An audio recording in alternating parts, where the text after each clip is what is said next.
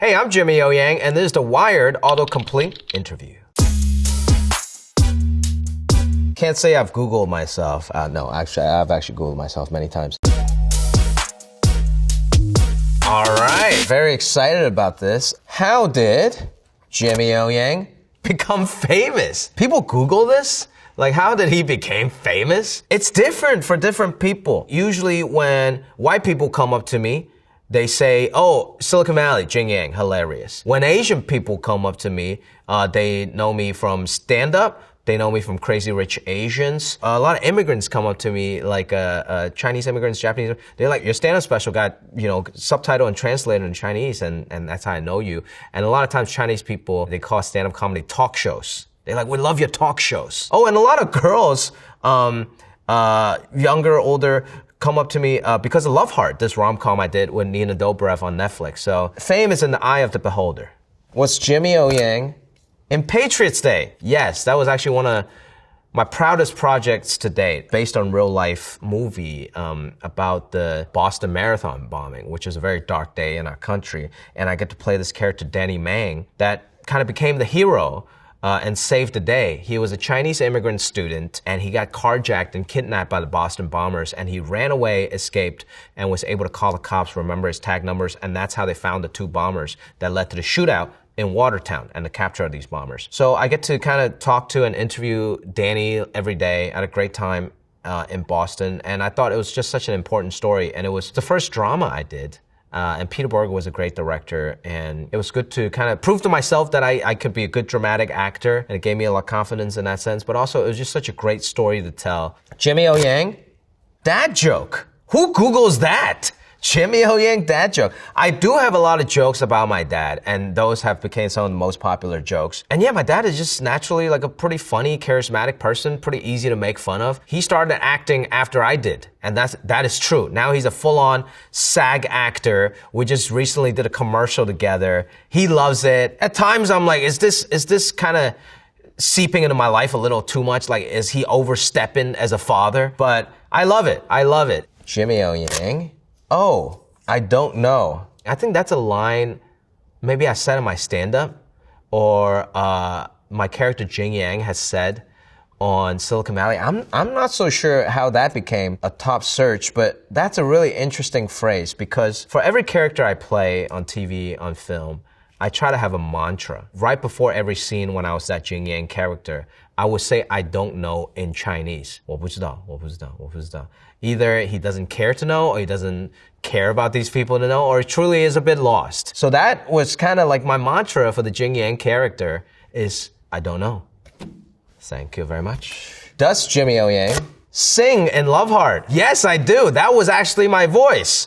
I impressed myself. I didn't think I was that good of a singer, but it all came together pretty well. We pre-recorded the song in the studio. This is the remix of the lyrics of Baby It's Cold Outside to a more appropriate lyrics, and it's me and Nina Dobrev doing a kind of duet. Jimmy O Yang. Economics. Is it like searching Jimmy O Yang net worth? Like, I do that all the time. My dad does that to me.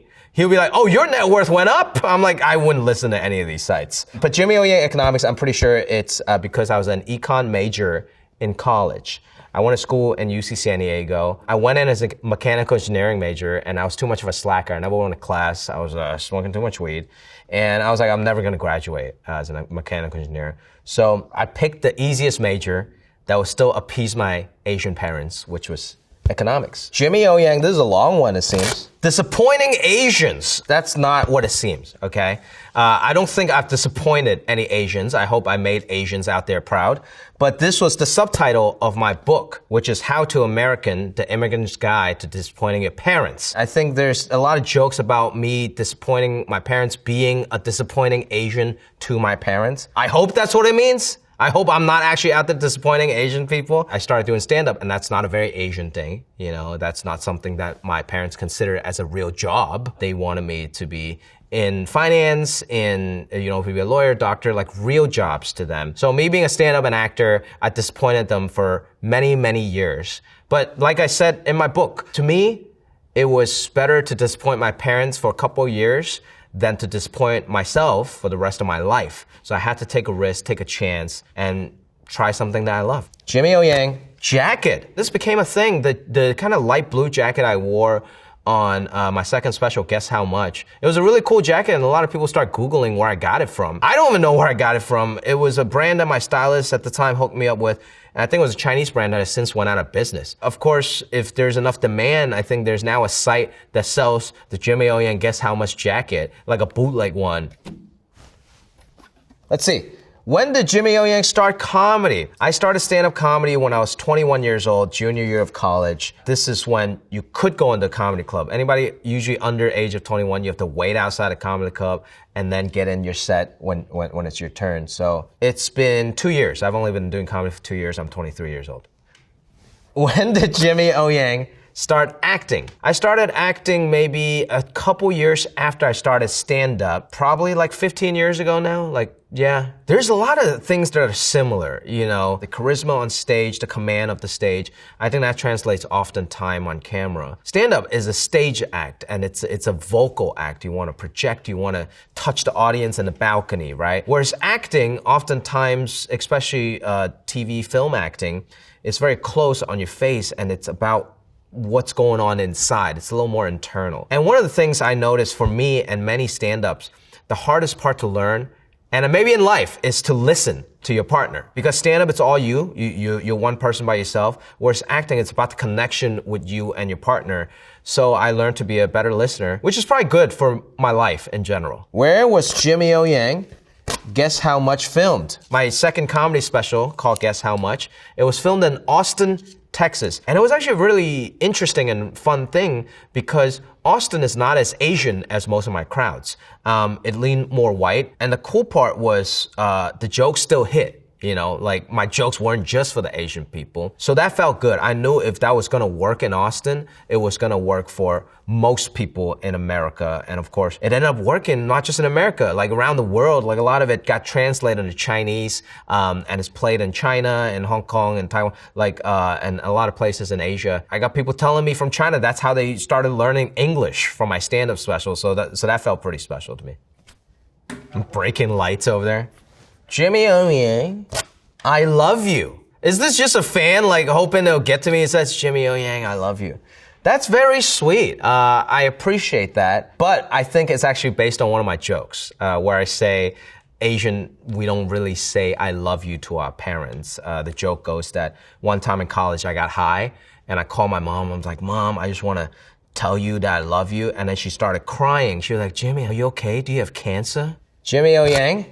Improv. I improvise a lot on Silicon Valley, on Space Force, and a lot of comedy projects I do, and even dramatic stuff. You know, we find rooms to improvise, which is fun, and it's cool, and it gets you into the character, into the story. But also, the Improv is one of my favorite comedy clubs in LA and all over the world. I try all my materials there before I take it on the road. And big shout out to Rita at the Improv, who's been the booker there for a long, long time, and she has made a lot of people stars and given them the opportunity. Jimmy O Yang?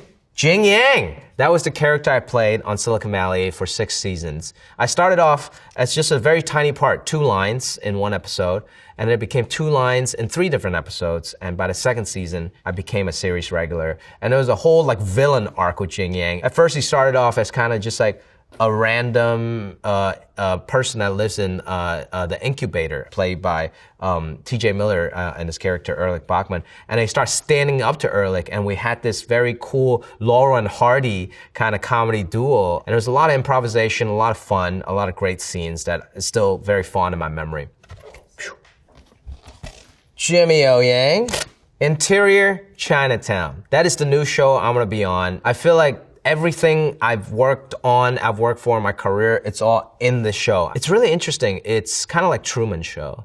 It's about a background actor, played by me, Willis Wu. He's stuck in a show that's similar to Law and Order, but he doesn't know it. He just doesn't know how to get out of his role in Chinatown, and there's like a ceiling, there's a glass window, he just can't get out of it. At the same time, he's dealing with a lot of stuff with his family, his disappearance with his brother, so he starts uncovering the mystery. By doing so, he has to sneak in to the actual Law and Order show. So episode by episode, he goes from a background actor to a guy having 2 lines to actually the tech guy, which is like my journey in my life too. It's kind of like Law and Order meets Twilight Zone. Was Jimmy O Yang in Crazy Rich Asians? Yes, I was. I played this character, Bernard Tai, the crazy kind of billionaire playboy, and I had so much fun.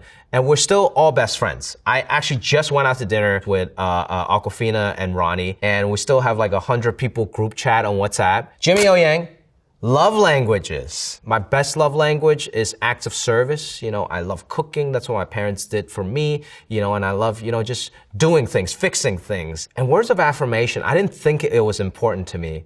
But I think it is, That's why I think I'm a stand-up. You get the live audience reaction. Every laughter is a word of affirmation for me. And sometimes if I don't do stand-up for a prolonged period of time, I don't get the immediate feedback, the accolades, I start to wilt a little bit. And I think that's every artist, We want our work to be seen and to be loved. But at the same time, I'm also learning to be a little self-love. That you don't need the external validation.